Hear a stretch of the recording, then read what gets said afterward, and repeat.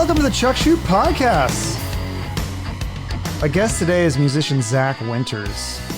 So Zach was in some local bands here around Phoenix, but he recently moved to LA and started a new solo project titled Pseudo Pink. It's where he plays all the instruments. My girlfriend said that it sounds like similar to The Weeknd, but I described it as sort of an 80s synth pop. And Zach himself, he says he was influenced kind of by 80s bands such as ELO, Hall & Oates, Tears for Fears. But yeah, he plays the guitar, bass, drums, he sings. So we talk about his musical background and the college he went to, the bands he's played with, where he's played, just his mentality with some of this stuff. It's really impressive. So I hope you guys enjoy this episode. Okay, I'm here with Zach Winters, frontman, one-man band of Pseudo Pink, or? Yeah, for now. Okay. We're gonna try to get some other people in on this pretty soon. Okay. To play some shows and stuff. Nice. So, and the recordings, is it you play every instrument and do everything? Yeah. Wow. So I basically, it kind of started as just, I would make just tracks and stuff, and like, because I was in other bands. Like I was in a band here called Loveyourself. We'll get to that. Yeah, I got all that, all your history, Modern Sweet. Royal and all that, the Royals. Oh all that man, stuff. Yeah, that's some so got some deep cuts. Yeah, yeah. So, but first off, I got to ask you this. So now, like usually, I'm grinding to find guests for my show. Mm-hmm. I reach out to tons of people. I get a lot of rejection, and some of these artists could actually use the push. Like I don't have a lot of followers, but some of these people, I have more followers than them, and they don't respond. I'm like, okay, that's interesting. Yeah. But you were actually proactive and you reached out to me. That's super smart. So I just got to ask, how did you find me? I actually, it was kind of funny because I don't remember when it was, but I saw like, it might've been on Facebook or something, Okay. but I saw, Eddie.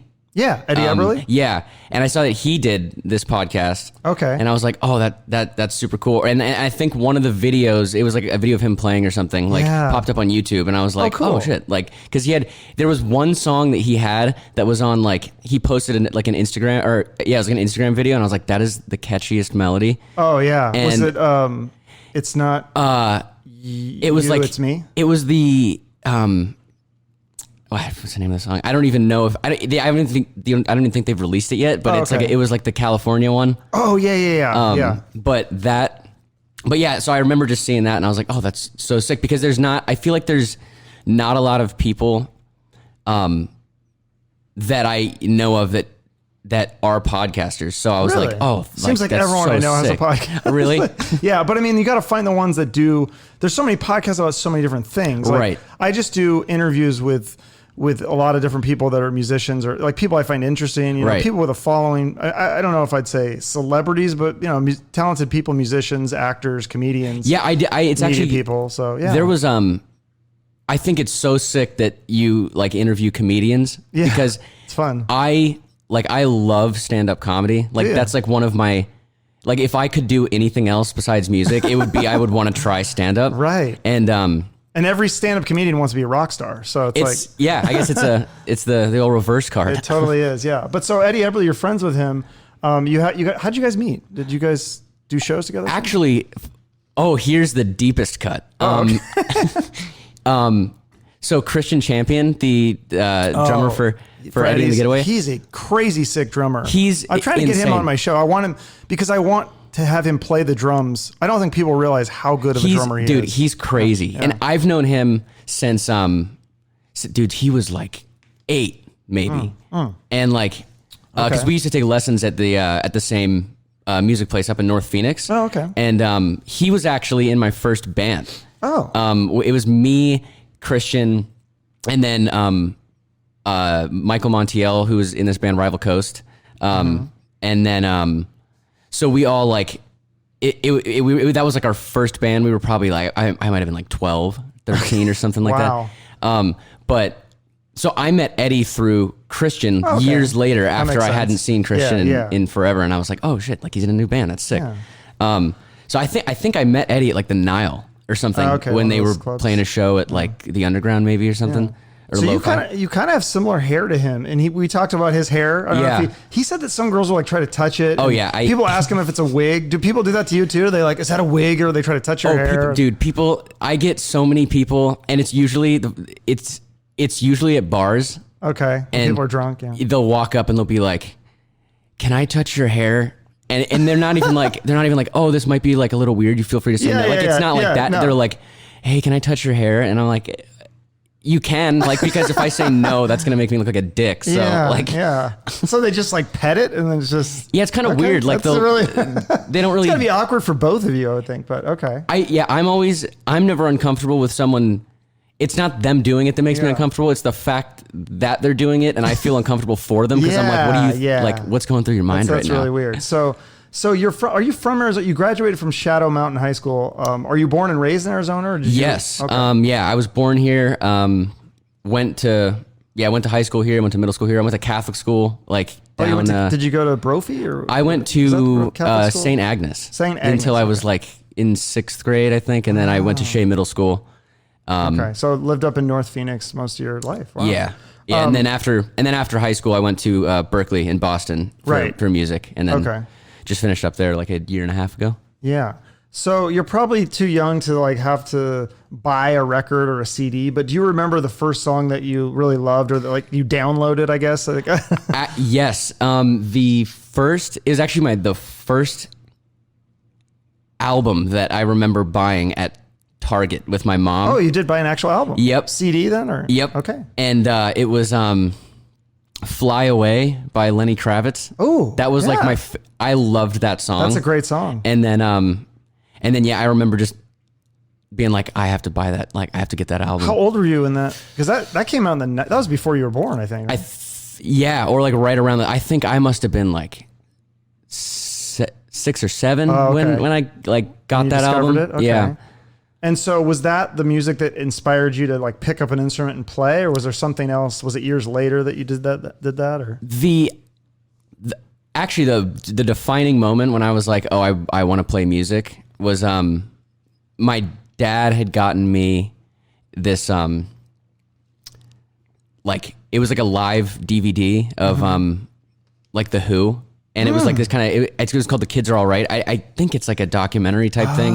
But it has a ton of like live performances in it. Okay. And I remember having that and just watching them play Baba O'Reilly and Won't Get Fooled Again and Who Are You? Songs. And like all that stuff. And then that's 60s music. That's old school. Dude, I like that. There's still probably like, if I had to like pick a favorite band of all time, it would probably be The Who. Really? Yeah. Okay. Wow. And it actually it's really funny because I didn't want like a guitar really up until I was like decided like okay, like I want to play music. But I would make my dad like do like a cardboard cutout of like a Gibson Les Paul because I thought it looked so cool, and then I would like pretend to play. Oh. Did you do Rock Band, that game? Because that was big a few years back. Okay. Yep. Yeah. I played. Yeah. Actually, the first Guitar Hero was like my that's favorite. One, and then when Rock Band came out and you could play drums and shit, like that was like I loved that. Yeah, because you actually play. I just saw this that there was one band that you stepped in and you played. You're like, I'm playing drums tonight. I'm like, so you must play drums, bass, and guitar. You play all three, correct? Yeah, and some keys. Fiddle around with some keys. Did you take lessons, or how did you learn how to play all this stuff?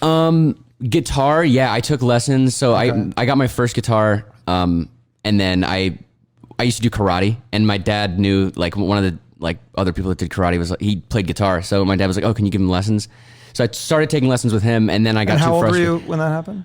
Probably like 8.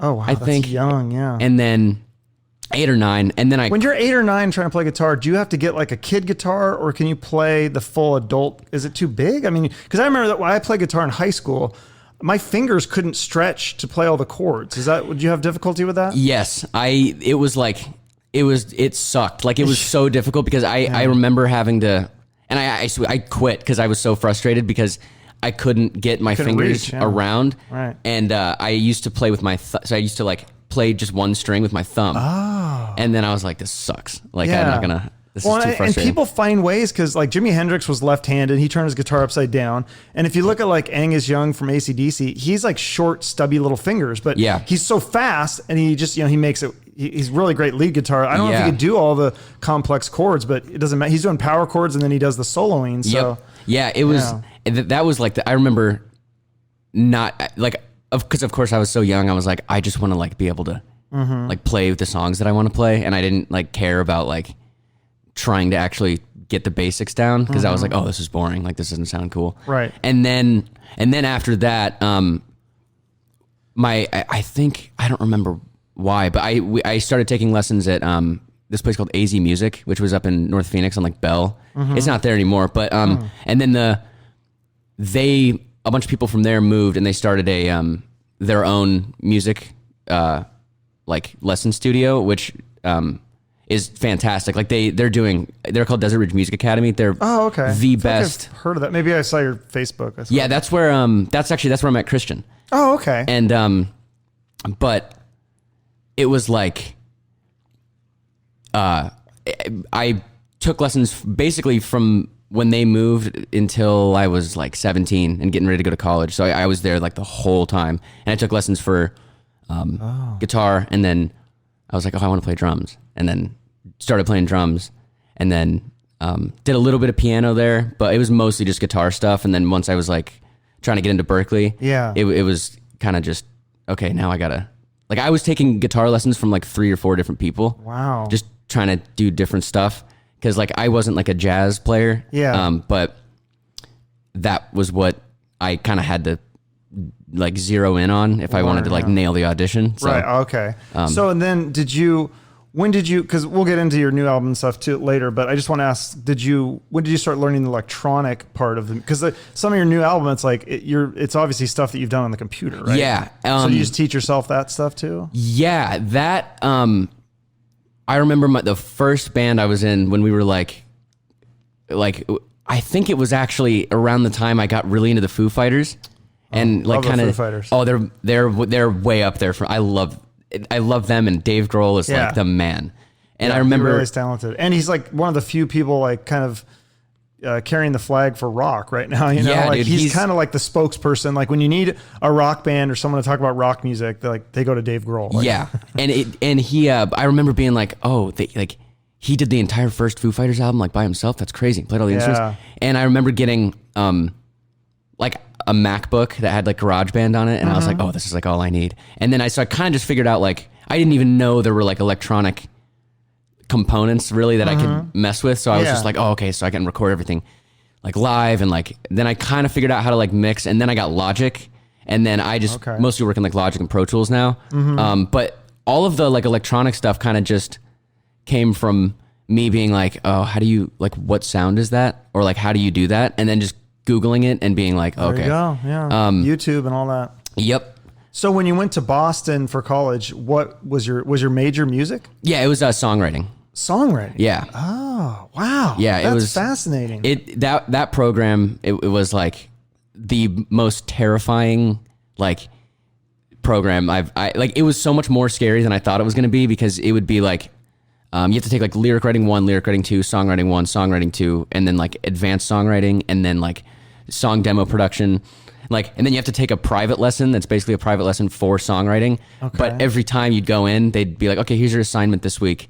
And then it's like, it'll be like, write a verse and a chorus using this like technique. Okay. So it's kind of lenient. So, cause a lot of people, you can't teach like, how would you teach that? Cause it's kind of subjective. Right. But then you'd come in the next week, and the teacher would be like, okay, like who's going first? And then you'd have to get up by yourself, sing it and play it in front of everyone. And then basically you finish, and then they just rip you to shreds. Oh. And the teacher's just like, this was not good.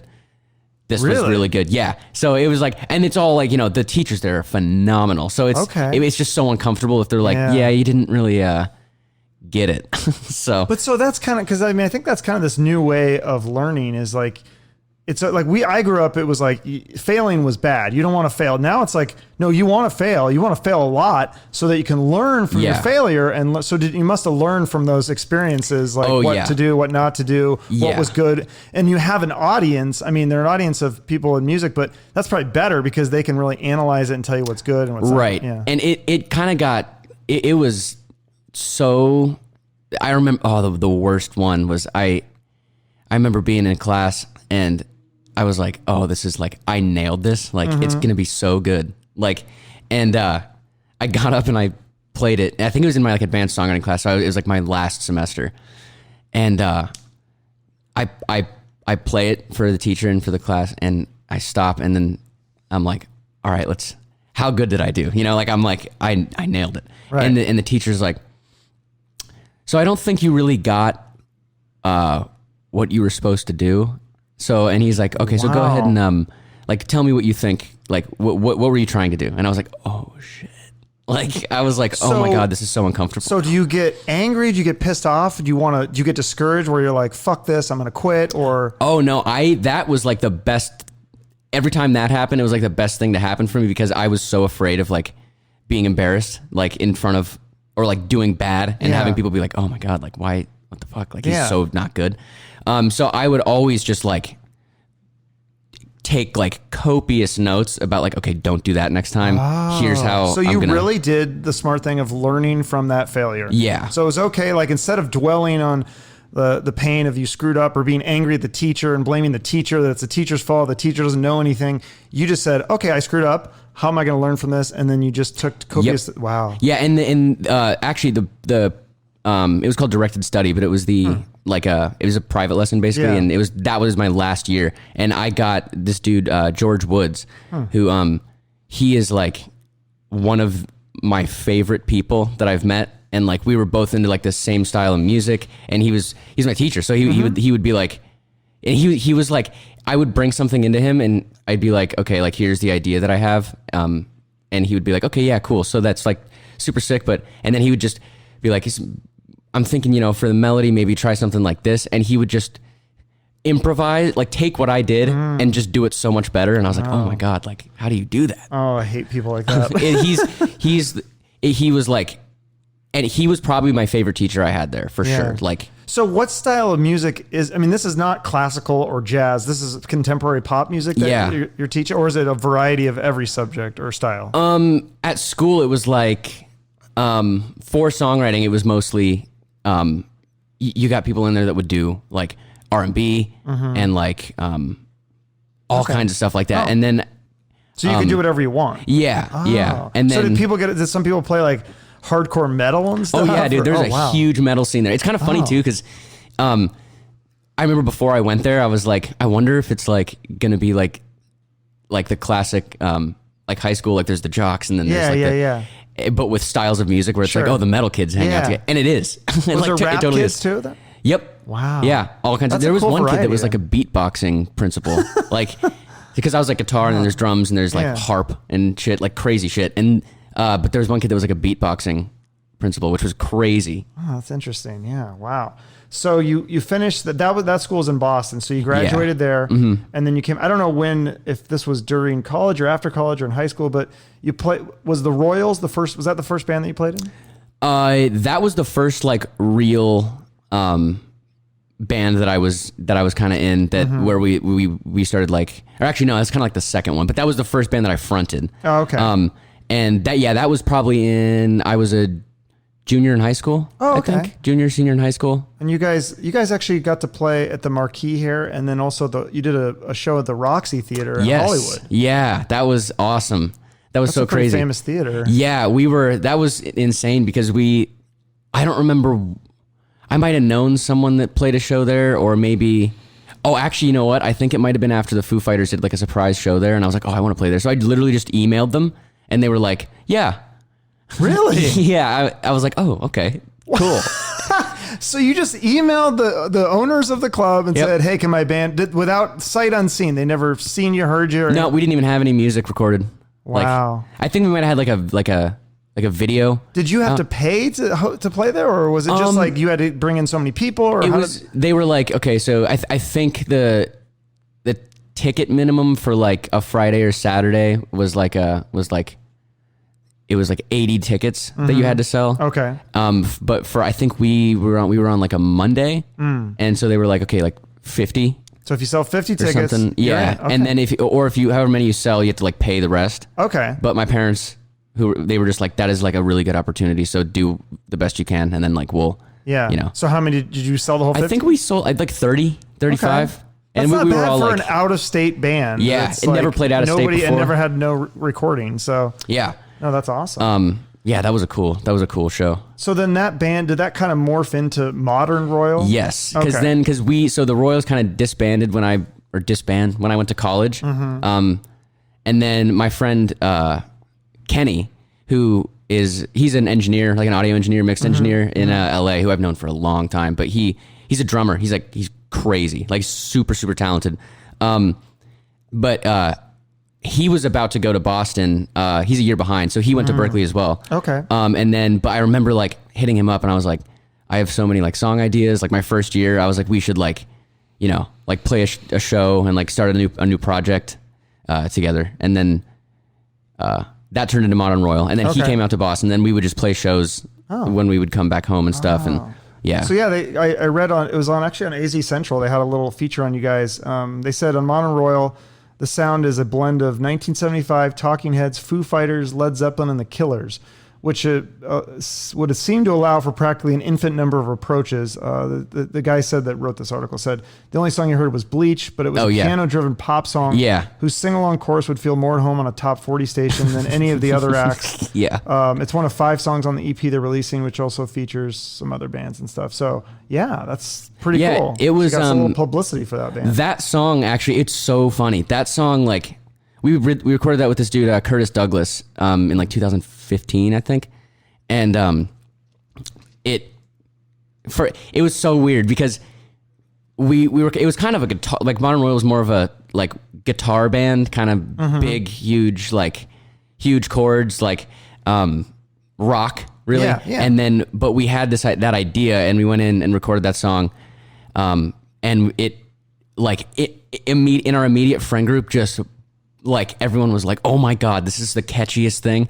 And we were like, oh, okay, cool. And then like it got probably like, it was at around 6,000 Spotify plays at one point. And then like 6 or 7 months ago, I'm like, oh, I wonder how that song's doing.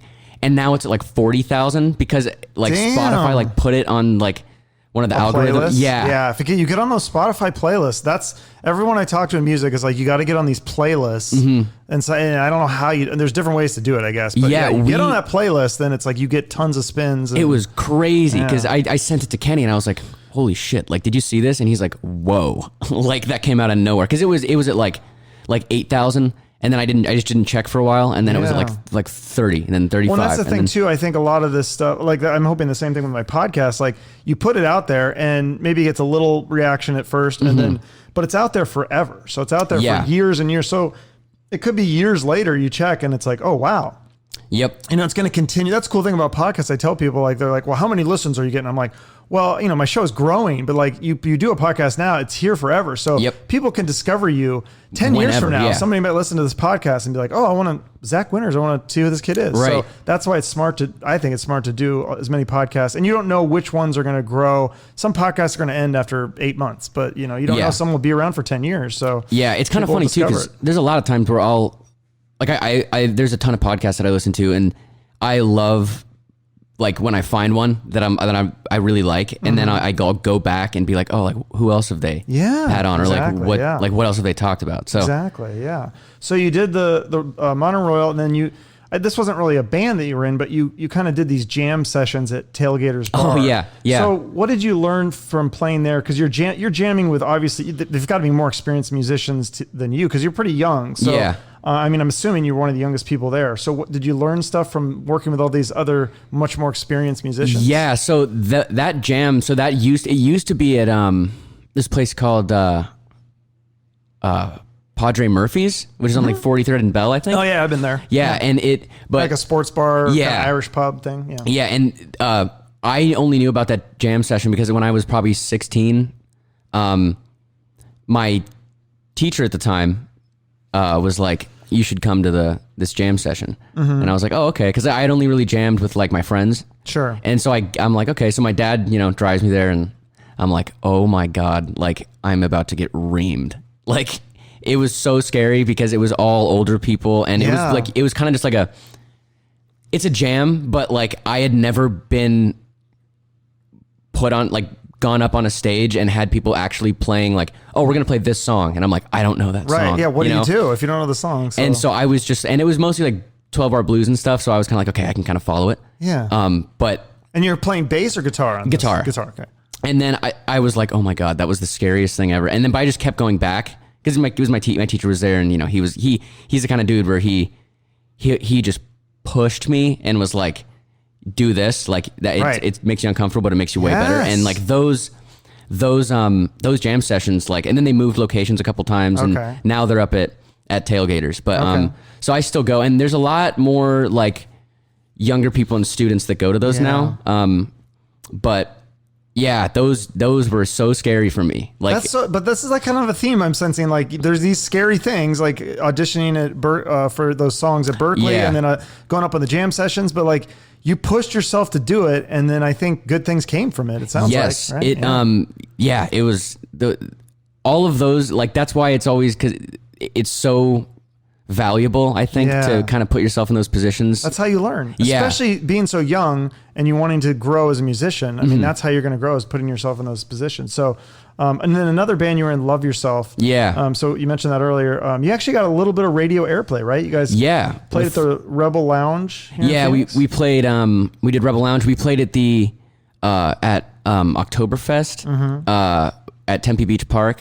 Oh, that's a big concert. Super fun. Yeah, that was super, super cool. That band was definitely more of a like mathy emo kind of. Well, yes. Thing. So I thought it was interesting. I'm not real familiar with this band, but I've definitely heard of Hawthorne Heights. And you opened for the guy from Hawthorne Heights. I don't know if he was a singer or the guitarist or something. He played, and you guys did you get to meet him or talk to him at all? Oh. Yeah, he was super cool, dude. That was actually a funny show because I totally misunderstood. So we got offered that show and I was like, oh, okay, like sick. Like that'll be awesome. And then, but I think I must have like misread the text. And so the promoter was like, it's like an acoustic show, but you can play full band. Oh. So I was like, oh, okay. And then we show up and he's like, wait, why do you have all your stuff? And I was like, cause we're like playing full, and he's like, no, I meant like full band acoustic. Oh. And I was like, oh. So did you have to run and go get acoustic guitars? Oh no, we still, he was like, you can still do it. Like, and we did it, but it was I was like, a little awkward. I'm an idiot. Like, just totally misread it. And then I went back and I was like looking at the text and I was like, yep, that was all me. Like, whoops. Well, live and learn, but it still worked out for you. Yeah. That was a cool show. That's very cool. Yeah. And then, let's see, you played, well, let's talk about your new band now. So Pseudo Pink, it's mostly you then, right? It's kind of like Foo Fighters, Dave Grohl, and Prince is, Prince plays all the instruments on his albums too. So there was no one else that helped you or contributed or the songwriting even? No, I mean, no, yeah, because a lot of those, actually all those songs pretty much came from just ideas that I would have, where I would just be on my computer and like, I'd be like, I'm gonna make something. And I would like make like not even a beat, but like just kind of like a loop or something, and just kind of be like, oh, this is kind of cool. And then I would finish it and then just leave it. And then I remember, because that's kind of like how I write sometimes, is I'll make something and then ditch it and then come back to it later. And I'll be like, oh, this is a cool idea.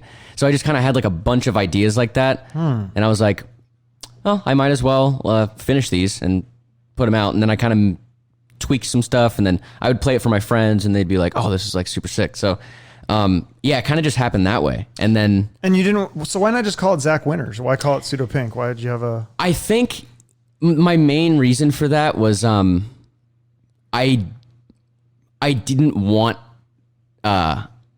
people to kind of think like I wanted people to think, oh, it's like an artist. Like, it's like it's like, cause what I want to end up doing is, like if you wanted people to think it was a full band. Or like a group, a group of people. Because you are going to get a band together. Yeah. Okay. Yeah. Which it's that, yeah, because I think I want to use that name to kind of do production for other artists. Because there's some artists that I work with in LA and stuff that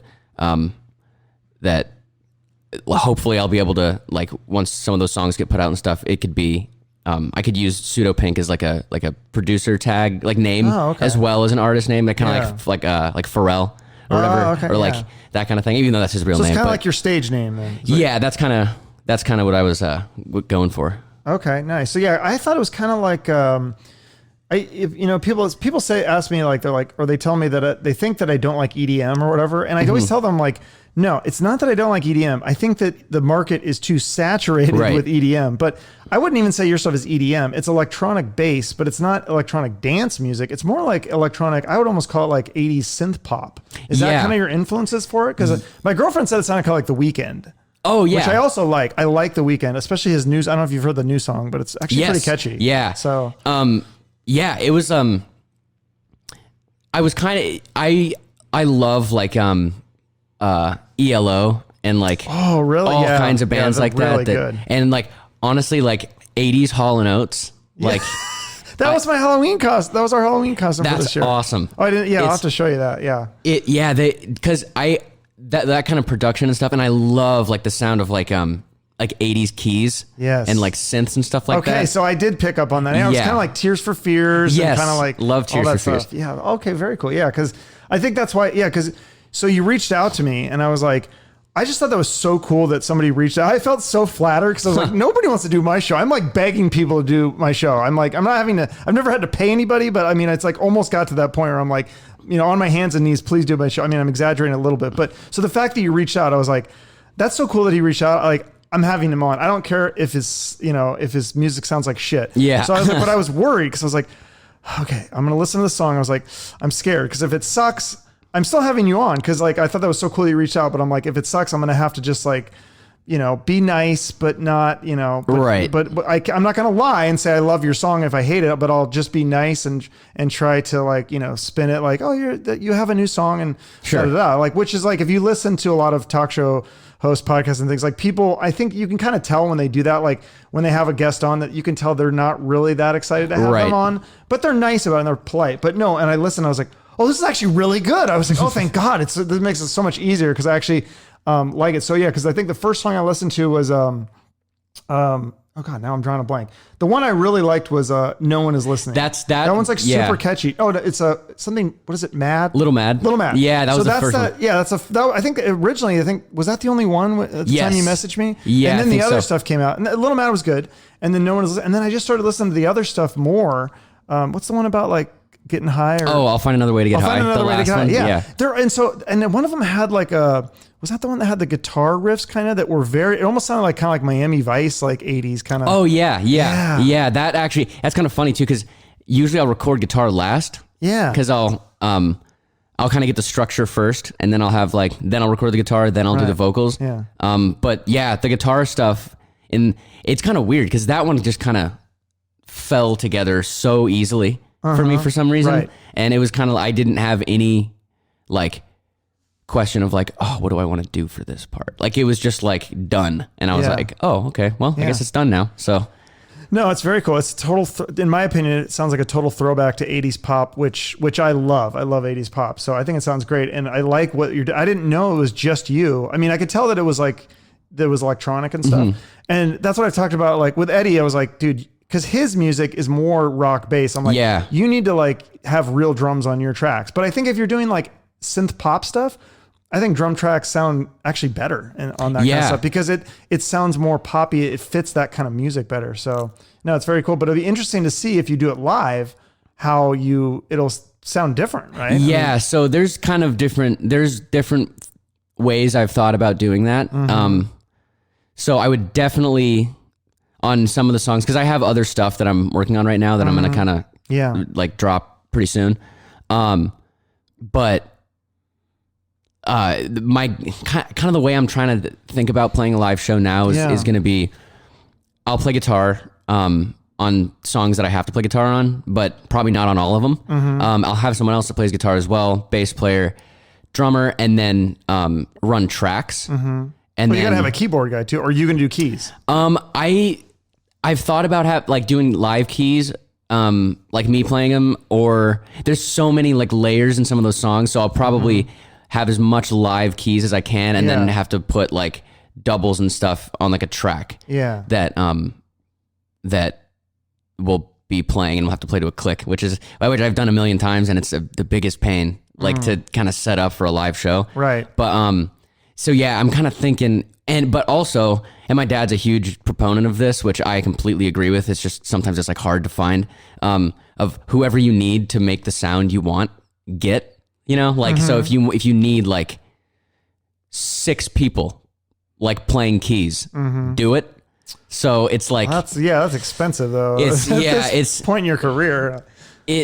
So I'm kind of, there's different stuff that what would be really cool is I would like each show that I do with that project to kind of be different. So each show might be, different people. Yeah. Or like maybe one show have like a dude that's playing sax or something like that. Even stuff that's not on the songs. But. Would you maybe change the style? Cause like I had this guy that was in an '80s band called Trickster, Marcus guy. He's been on my show twice, but he has a solo song and it's basically just him and the piano. But he was talking about how would you perform that live? Cause his background is rock. So he's thinking about turning it into like a power ballad, like with like wave. And so changing the sound, would you change the sound of some of your songs live? Like it would almost sound like not a different, it's still the same song, but you do it completely different. Yeah.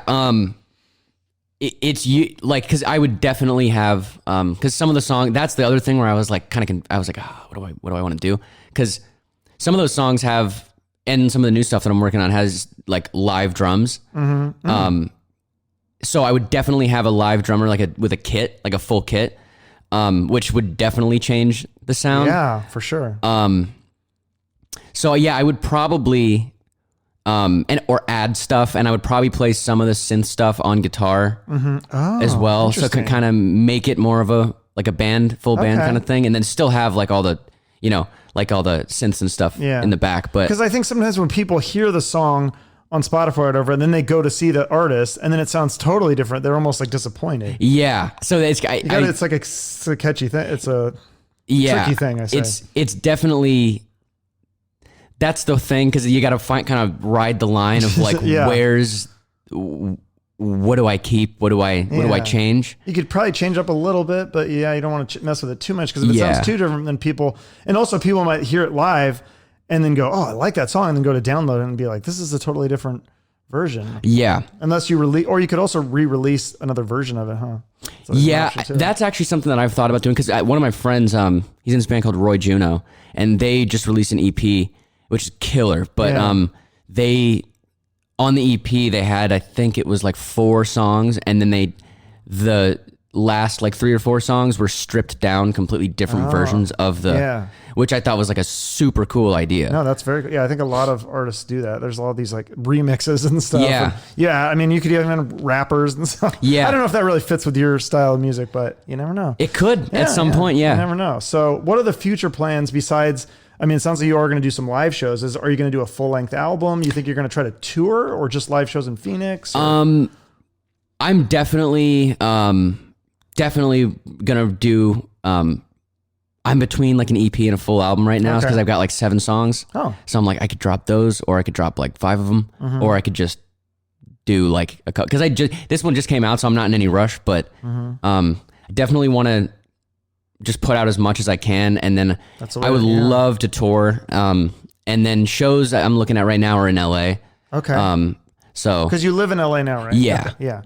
So and merch is another thing that you probably want to look at. That's what all the artists tell me. That's how they make their money now, because you can't make as much on. I mean, if you have 40,000 streams on Spotify, that's great, but like you're probably not seeing much money from that. Right. So but you could capitalize by selling those people that are listening T-shirts and hats and stickers and all that crap. So. Yeah, merch is that's always something that I'm like, I want so bad, but I'm like, oh, the money, like but you got to put in the money to make the money. So it's like. But also I have a horrible eye for graphic design. So that's where you hire somebody. Exactly. What's that site where you I forget the name of it? Fiverr?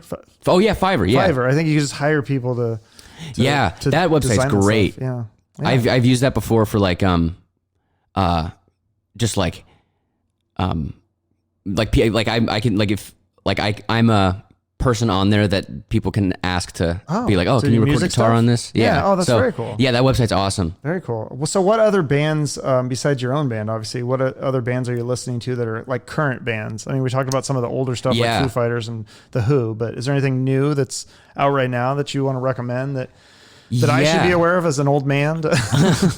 I personally, one of my favorite bands right now, they've been one of my favorites, but the 1975, their new record, like it's like gonna be like 22 tracks or something like that. Wow. And they've released, I think, like 5 songs, and they're all so different, like all the songs. So I'm like, I love them, and I've seen them live a couple times, and they're just so good.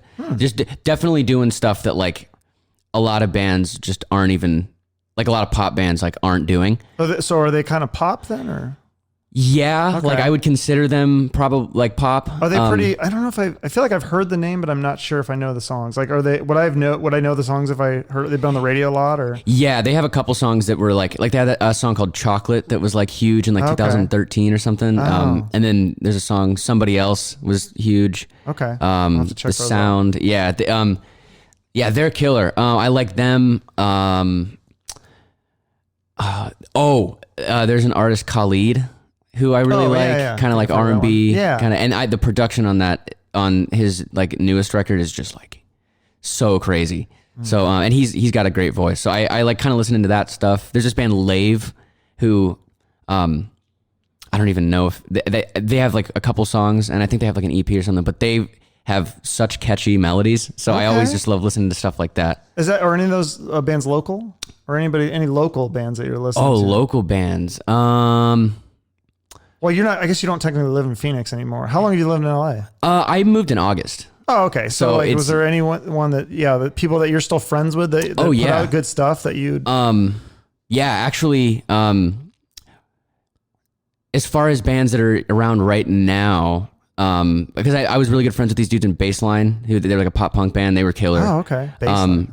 And then Rival Coast. I had a bunch weren't of you in that band? I was not in the band. They were with them. They're all like my super close friends. Okay. But I've played with them before, like filling in. Yeah.